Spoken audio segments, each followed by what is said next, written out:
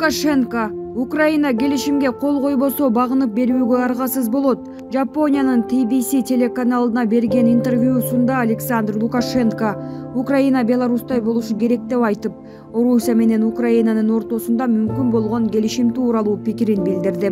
Беларусь президенти Александр Лукашенконун япониялык TBC телеканалына берген интервьюсу YouTube каналында жарыяланды. Сүйлөшүүдө Беларусь президенти Орусия менен Украинанын ортосунда мүмкүн болуучу тынчтык келишимине басым жасады.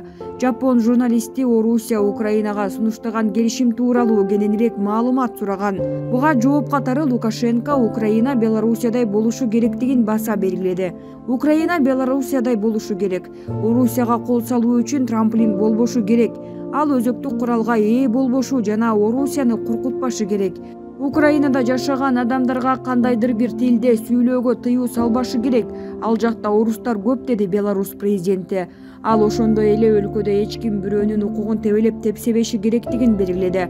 Эч кандай учурда ал жерде нацизм гүлдөп, ал фашизмге айланып кетпеши керек. Биз өткөн кылымдын орто ченинден баштан өткөргөнбүз деп баса белгиледи ал. Лукашенко азыр жаңжалды жөнгө салууга бир гана мүмкүнчүлүк бар экенин белгиледи. Азыр Орусия Украинага келишим сунуштап жатат. Эгер Украина Орусиянын келишимдерине макул болбосо, кайталап айтам, багынып берүү актысына кол коет. Кийин мындай мүмкүнчүлүк кайталанбайт, ошондуктан Украина ушул учурдан пайдалануусу керек. Бул Украина үчүн да, Орусия үчүн да, Беларусь үчүн да пайдалуу болот. Эң башкысы келишимге азыр кол койсок, миңдеген адамдардын өмүрүн сактап калабыз, деп жыйынтыктады Беларусь башчысы. Булак Назар Ньюс чегирткейи. Украинада 10 миллиондой адам үй жайын таштоого аргасыз болду. Украинадагы согуштук аракеттер башталгандан бери өлкөдө калкынын 4төн 1-и, жалпы 10 миллиондой адам үйлөрүн таштап чыгып кетүүгө аргасыз болду. Бул тууралуу Бириккен Улуттар уюмунун качкындар иштери боюнча башкармалыгынын жетекчиси Филиппо Гранди Твиттердеги баракчасына жазды. Бул санга өлкөнүн ичинде жер которгондор жана өлкөнүн сыртына чыгып кеткендер кошо кирет. Мекеменин маалыматына ылайык 20 мартка чейин 3,4 миллиондой украин жараны, көбүнчө аялдар жана балдар башка мамлекеттерге качып чыгышты. 18 жаштан 60 жашка чейинки аскерге жарактуу курактагы эркектерге өлкөдөн чыгууга чектөө коюлган. Украиналык качкындарды негизинен Польша, Румыния, Словакия, Венгрия, Молдова жана башка мамлекеттер кабыл алууда. Европа биримдиги украиналыктарга уюмга мүчө 27 мамлекеттин аймагында 3 жылга чейин жүрүү укугун берди. Орусиянын президенти Владимир Путиндин Донбасстагы калкты коргоо тууралуу билдирүүсүнөн кийин орус аскерлери 24 февралда Украинага басып кирди. Ошондон бери Украинанын бардык аймактарында аткылоо жана бомбалоо уланууда.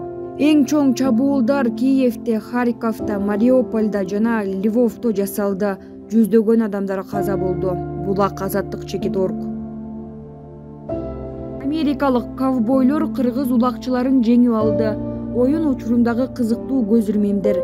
19 март күнү Ысык көл облусунун Чолпон Ата шаарындагы ипподромдо америкалык ковбойлор менен кыргыз көкбөрүүчүлөрү күч сынашты. Бул оюн АКШ менен Кыргыз өлкөсүнүн эки тараптуу достук мамилелеринин 30 жылдык мааракесинин урматына уюштурулуп, көчмөн менен ковбой бирге жарышта долбоорунун алкагында өттү. Биринчи оюн 18 мартта өтүп, 6-5 эсебинде кыргыз улакчыларынын жеңиши менен аяктаса, 19 марттагы экинчи оюнда ковбойлор 8-6 эсеби менен жеңди. Белгилей кетсек, аталган долбоор Кыргыз өлкөсүнүн АКШ элчилиги менен Көкбөрүү Федерациясы тарабынан биргеликте ишке ашырылып, анын негизги максаты эки өлкөнүн ортосундагы маданий алмашуу болуп саналат. Ал эми 20-21 мартта ковбойлор Бишкек шаарындагы Нооруз майрамына карата уюштурулган салтанатка күбө болушуп, таңкы берүүлөргө катышат. Ошондой эле 2016 жылдагы дүйнөлүк көчмөндөр оюндарында Көкбөрүү боюнча америкалык команда утуп алган байгени сокулуктагы балдардын реабилитациялык борборуна тапшырышат.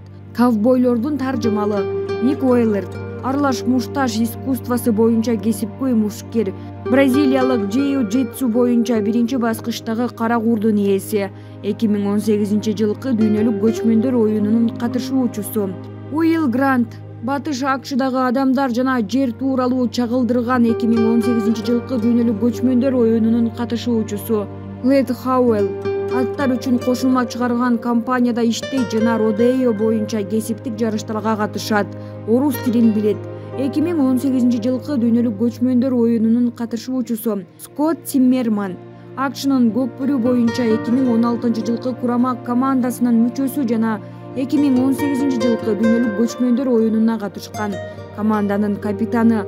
Ал АКШнын спорттун көчмөндөр түрү федерациясынын тең төрагасы. Булак супер чекитке ийже. Президенттин аймактарды өнүктүрүү боюнча жүргүзүп жаткан саясатын колдойсузбу? Садыр Жапаров 2 күндүк жумушчу сапары менен Баткен облусунда жүрөт. Мунун алкагында Разаков шаарынын ачылышына байланыштуу салтанаттуу аземге катышып, куттуктоо сөзүн сүйлөдү. Мамлекет башчы Исхак Разаковдун эл үчүн жасаган эмгеги, тарыхтагы ат көтөргүс орду жана тазалыгы боюнча кенен токтолуп, шаар аталышын өзгөртүү демилгеси жалпы кыргыз элинин. Өзгөчө Разаковдун кечи мекени Баткен облусунун жашоочуларынын эркине эрк кошуучу, мекенчилдик сезимдерин күчөтүүчү негизги факторлордон болоору талашсыз экенин баса берилди. Мындан сырткары мамлекет башчысы Нооруз майрамына байланыштуу уюштурулган иш-чарага катышышы мүмкүн. Садыр Жапаровдун аймактарды тез кыдыруусу жергиликтүү бийликтин эффективдүү иштешине, социалдык экономикалык маселелердин чечилишине шарт түзөт. Булак жылдыздуу саясат. Президент ак калпакчан 1-айым кыргыздын кемселин кийген. Ооба, кийим көрсөткүч эмес. Оруска деле бул кийимдерди кийгизип койсоң жакшынакай жарашып калат. Бирок бул жерде кеп башкада. Кеп ак калпакты кийген инсандын жүрөгүндө ар дайым кыргыздын келечеги. Кеп мына ушул кемселди кийген айымдын нукура кыргыздын кызы болгондугунда. Аял жакшы, эр жакшы демекчи. 1-айым чоочунга жан тартпай, кыргызым деген жолдошун жолунан адаштырып, чоочундарды чогултуп, ички душман уюгун уюштурбайт. Кээ бирөөлөргө окшоп. Кеп мына ушунда. Кыргыздын келечеги, нукура кыргыздын үй бүлөөсүнөн чыккан үлгүлүү үй бүлөөнүн ээси. Кыргызым, мекеним дегенде ичкен ашын таштай жүгүргөн таза кыргыздын колунда. Кеп мына ушунда. Бактыгүл Иманбек кызы. Зеленский Путин менен сүйлөшүүлөр ишке ашпай калса, бул 3-чү дүйнөлүк согуш дегенди билдирет. Владимир Зеленский Орусиянын президенти Владимир Путин менен сүйлөшүүгө даяр, бирок алар ишке ашпай калса, бул 3-чү дүйнөлүк согушту билдирет. Бул тууралуу Украинанын президенти CNN телеканалына берген маегинде билдирди. Мен аны менен сүйлөшүүгө даярмын. Мен акыркы 2 жылдан бери даяр экенимди айтып келем. Менимче сүйлөшүүлөрсүз биз бул согушту токтото албайбыз. Учурда биз согушту токтотуу үчүн каалаган форматты, каалаган мүмкүнчүлүктү колдонушубуз керек. Эгер Путин менен сүйлөшүү мүмкүнчүлүгү ишке ашпай калса, 3-чү дүйнөлүк согуш дегенди билдирет деп билдирген Зеленский. Ошондой эле Зеленский Украин тарап ар дайым сүйлөшүүлөрдү талап кылып, диалог жана тынчтык жолу менен чечимдерди сунуштаганын баса белгиледи. Белгилей кетсек, буга чейин бир нече жолу Зеленский Путин менен сүйлөшүү үчүн аракет кылып жатканын маалымдаган. Ал эми Орусия тарап бул жөн гана жолугушуу эмес, маселеге чечим чыгарган сүйлөшүү болуусу керек деп билдирген. Анткени эки тараптын буга чейинки сүйлөшүүлөрүнөн алгылыктуу жыйынтык чыккан эмес. Булак Назар Ньюс чекитке ийже.